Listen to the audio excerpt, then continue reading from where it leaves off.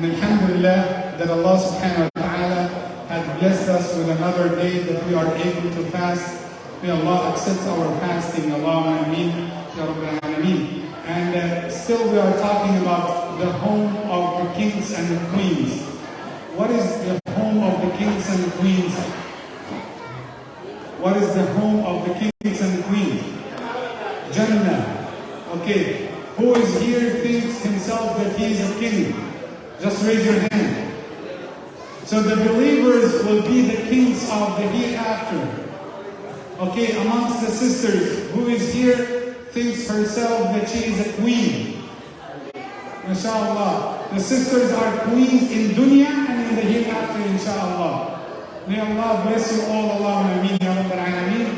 And I just wanted to tell you about the verse that Allah subhanahu wa ta'ala had mentioned in the Quran. Allah had said, وَلَكُمْ فِيهَا مَا تَشْتَهِي الْأَنفُسُ. You will get to have everything that you would like in Jannah. So can you tell me, what do you like to have in Jannah? What do you like to have? Allah has prepared Jannah to be for you, so you can get everything that you would like. And nothing indicates that's better than the hadith of Rasulullah sallallahu alayhi wa sallam. But you know what? Yesterday I was in Tampa, so I got upset a little bit with the brothers that we used to say Sayyidina Muhammad and they didn't reply sallallahu alayhi wa sallam. It took from them time to get used to say sallallahu alayhi wa sallam. And alhamdulillah, they did great job yesterday. So are you ready, inshallah? Okay, who loves Rasulullah Muhammad? So we need to say sallallahu alayhi wa sallam. We need to send salam to Rasulullah, right?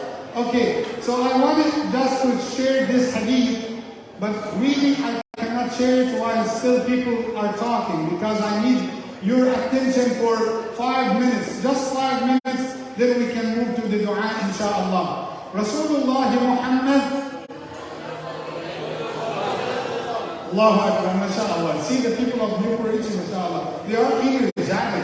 Allahu Akbar. Wonderful community. So Rasulullah Muhammad sallallahu alayhi wa sallam told us about the man who was the last one to leave the hellfire. And Allah will forgive him, then he will be taken from the hellfire to be admitted to Jannah. And now you can think of that man. Of course, nobody of us would wish to be that man or that sister.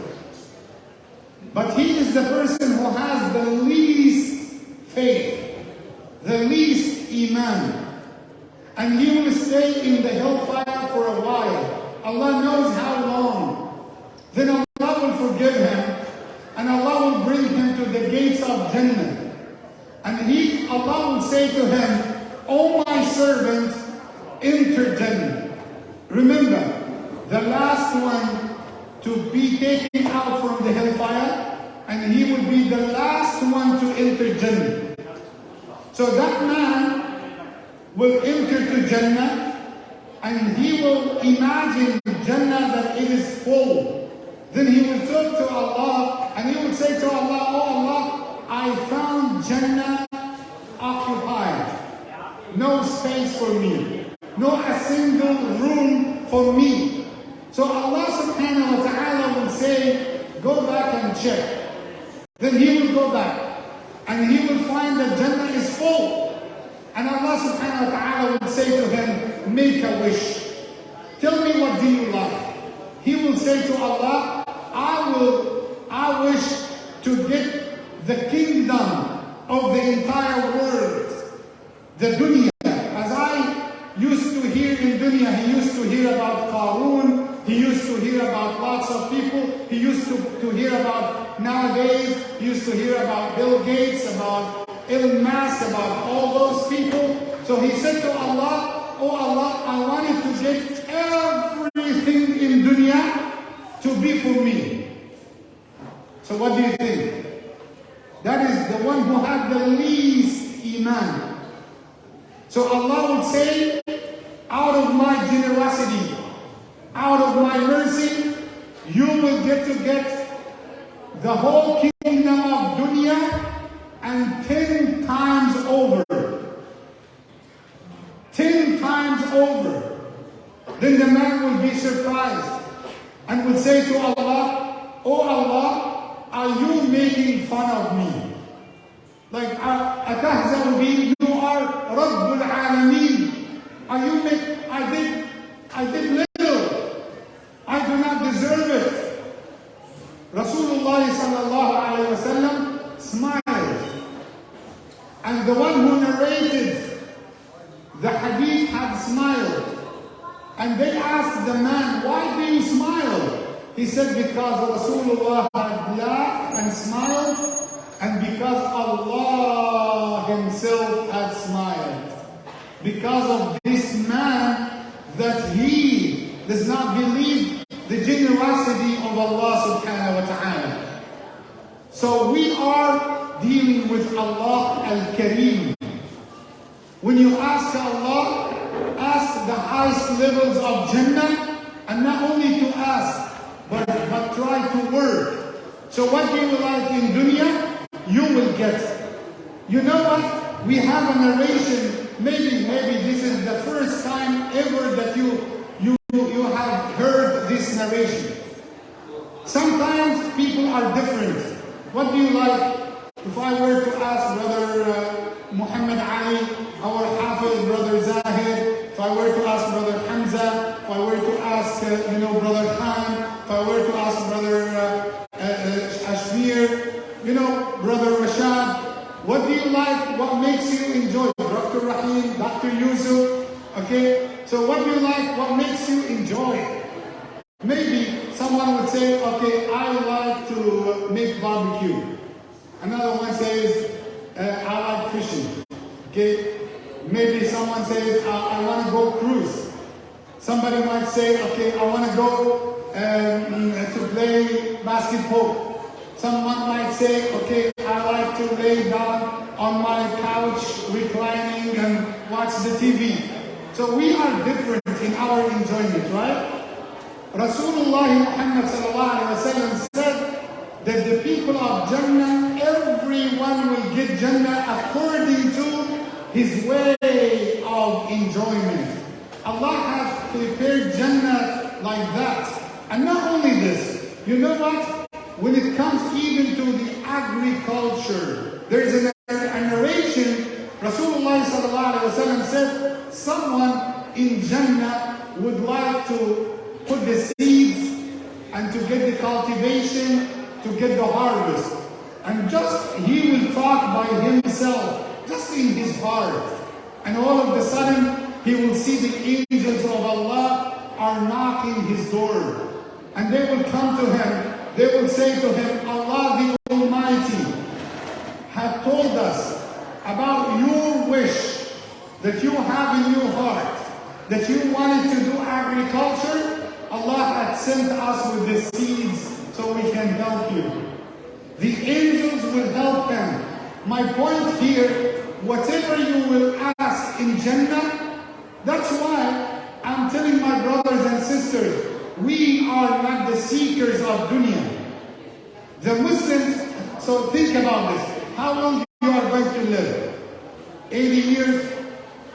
90 years? 100 years? Compare this time to the time of dunya. That's why we understand what Allah had mentioned in the Quran, كَأَنْ لَمْ يَلْبَثُوا إِلَّا سَاعَةً مِنْ نَهَارٍ. All what they have spent in dunya, it will be equivalent to 1 hour in the sight of Allah. So you might stay in the dunya 80 years, 100 years, but that is in the sight of Allah in the hereafter. It is only 1 hour. So now, let's promise one another before iftar in Ramadan, and please do not forget that promise in your life. Let's promise Allah that, oh Allah, we are not the seekers of dunya, we are the seekers of Jannah, and we will do our best, oh Allah, to be from the people of Jannah. May Allah let us all enter Jannah. Say Ameen. Before we move to the dua, I just wanted really to thank all the brothers and sisters who are working in our masjid. MashaAllah. May Allah bless you all. Allahumma ameen. Ya Rabbil Alameen. I wanted to thank the brothers and sisters who provided the iftar, brother Farouz and sister Halima, Zulfaqar, Shalina and Shamira, and special thanks to Hazra and Sharaz. May Allah subhanahu wa ta'ala bless them all for providing the iftar and for being so generous. May Allah accept from them. Allahumma ameen. I wanted to thank the brothers and sisters who are working in the hall to keep that iftar organized every night. That's a great job, by the way. That's a daily job, by the way. It's not easy at all. Also, I wanted to remind you of the time of zakah, to give zakah, inshallah. Zakah for your money, zakah for your zakatul fitri also. And also we have a great cause to give zakah for the orphans. And you have seen our Dr. Jannah yesterday about calling people for giving zakah to the orphans and sponsoring the orphans for the hifz of the Quran. Ramadan is the month of giving. And now when we ask about if we will not give in Ramadan, so which time else that we could give? Rasulullah Muhammad sallallahu alaihi wasallam was used to give in Ramadan. A narration had described Rasulullah. He used to give so generous, even more than the wind when it blows, when it gives, mashallah. May Allah bless all of you. Allahumma ameen. Do not wait for the last minute to give your zakat al-fitri. Be early a little bit. Help us to distribute it to the families and to the needy. May Allah bless us all. Allahumma ameen ya Rabbil Alameen. Remember, if you have committed any mistake, if you have committed any filthy action during the time of fasting, zakah is made to purify your fasting from any bad action. Let's make dua. Raise our hands. May Allah accept our du'as. Allahumma ameen ya Rabbil Alameen. Allahumma lakal hamdu ya Rabbana kama tuhibbu wa kama tarda. Allahumma salli wa sallim wa barik ala sayyidina Muhammad. Allahumma taqabbal siyamana wa salatana. Allahumma ashfi mardana wa mardal muslimin.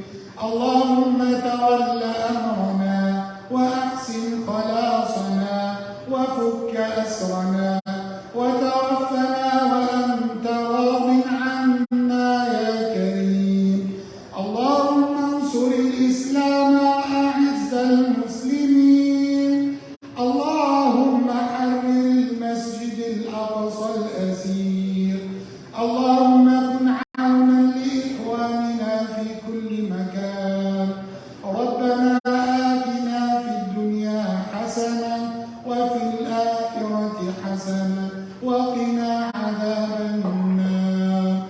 سبحان ربك رب العزة عما يصفون وسلام على المرسلين والحمد لله رب العالمين. جزاكم الله خيرا. Barakallahu feekum. May Allah accept our dua. I wanted to give a special thanks and welcome to our brother Mahmoud, the brother of Dr. Rahim. Welcome to the community. May Allah bless you all. Allahumma ameen. And let's move to the adhan, inshallah.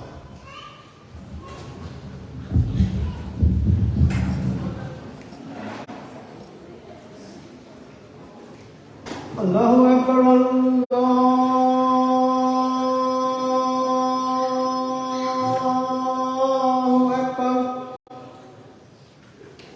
Allahu Akbar, Allahu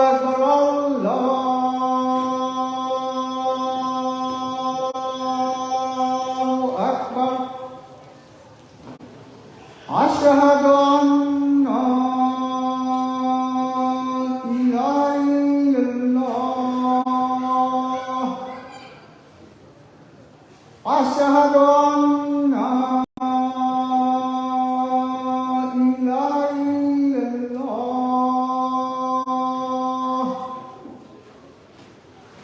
أشهد أن محمدا رسول الله أشهد أن محمدا رسول الله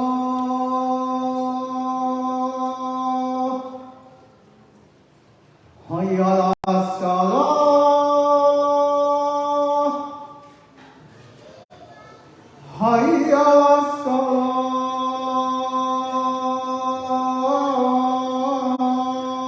الصلاة حي على الفلاح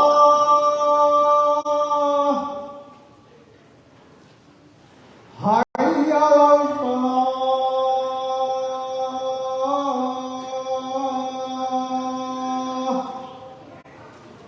الله